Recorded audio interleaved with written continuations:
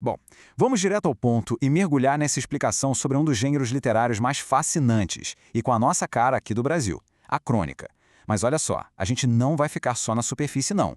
Vamos abrir o capô do texto e olhar bem de perto as engrenagens gramaticais ocultas que dão vida a essas histórias.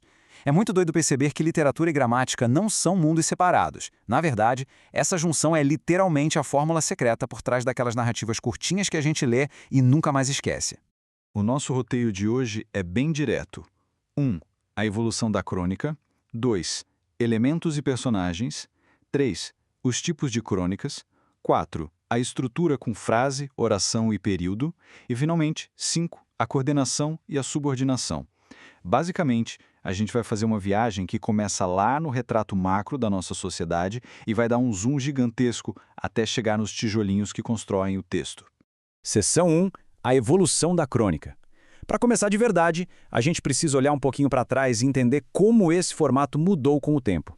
Sabe o que é maluco nessa evolução? No passado, a crônica era um negócio super rígido. A raiz da palavra vem lá de cronos, ou seja, tempo. Era só um registro metódico de eventos históricos, sem emoção.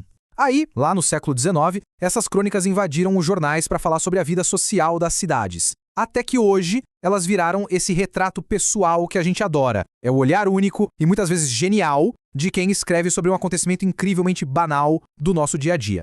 E como a ideia é capturar aquele momento que piscou e passou, as crônicas são textos curtos por natureza. São feitas para uma leitura super rápida, com tramas diretas, a linguagem é tão fluida e descontraída que, sério, muitas vezes parece que a gente está só batendo papo com um amigo numa mesa de padaria. Seção 2. Elementos e personagens. Mas, afinal de contas, quem habita essas histórias tão rápidas do nosso cotidiano? Dá só uma olhada nesse trecho.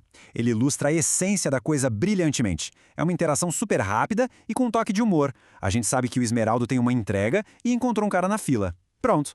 Não precisa de árvore genealógica, não precisa saber dos traumas de infância dos dois, nada mais é necessário para a cena funcionar e arrancar um sorriso de quem está lendo.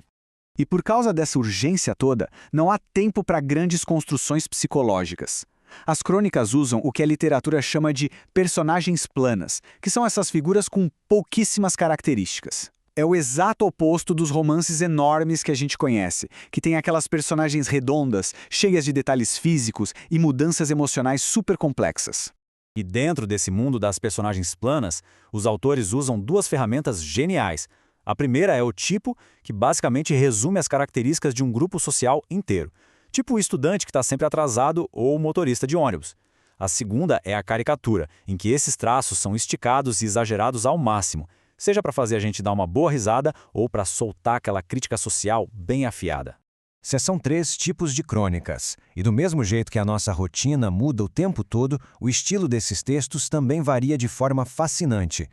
Tudo depende do que quem escreve quer causar na gente. A crônica pode contar uma história simples na forma narrativa, pode fazer rir na humorística, defender uma ideia com unhas e dentes na argumentativa, debater as manchetes da semana na jornalística ou até resgatar o passado na histórica. O mais legal, muitas vezes, esses elementos se misturam num caldeirão só. Para a gente visualizar isso na prática, vamos dar uma espiada numa crônica moderna e profundamente reflexível que tem o título maravilhoso, O Canto do Passarinho. Cara, esse trecho captura a alma da crônica moderna.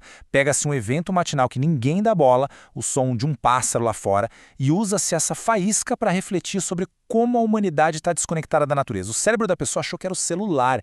É o absolutamente banal transformado em pura filosofia.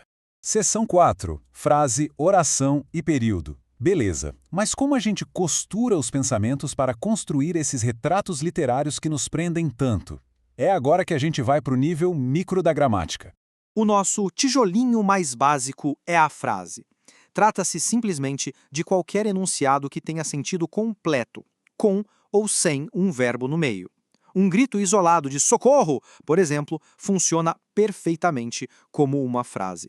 Agora, a mágica acontece de verdade quando a gente injeta ação nessa estrutura. Se você coloca um verbo ali no meio, a frase sobe de nível e a gente passa a chamar isso de oração. O verbo é o grande motor que faz a oração andar. E aí, quando uma ou mais dessas orações são empacotadas juntas para formar um pensamento fechadinho, devidamente pontuado lá no final, a gente tem o que a sintaxe chama de período. Isso é absolutamente crucial porque os autores brincam com essa estrutura para ditar o ritmo da nossa leitura. Eles alternam entre períodos simples, com um verbo só, tipo um soco, rápido e direto, e períodos compostos, que têm 2 ou mais verbos encadeados, criando aquelas cenas maiores e mais complexas. Descobrir essa estrutura por trás do texto é super simples. O segredo? Caçar os verbos. Como cada verbo ou locução verbal equivale a uma oração, é só contar. Achou um verbo? Período simples. Achou vários? Período composto. Seção 5. Coordenação e subordinação.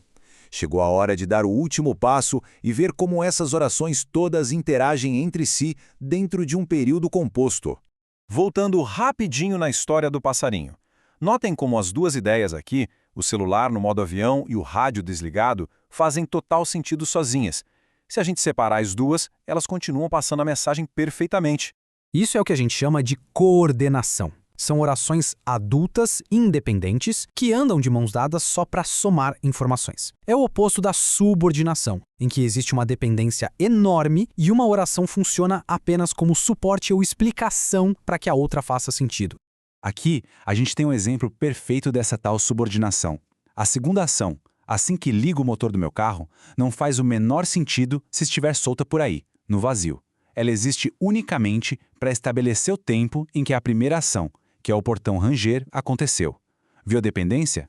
E é isso que a gente tem que levar daqui. Da próxima vez que um texto capturar a nossa atenção ou arrancar uma emoção, a grande intriga vai ser observar esses bastidores literários. Será que as ideias daquela história estão apenas lado a lado, coordenadinhas, ou existe uma camada escondida, uma subordinação genial ali, sustentando um significado muito mais profundo? A magia, no fim das contas, está sempre nos bastidores.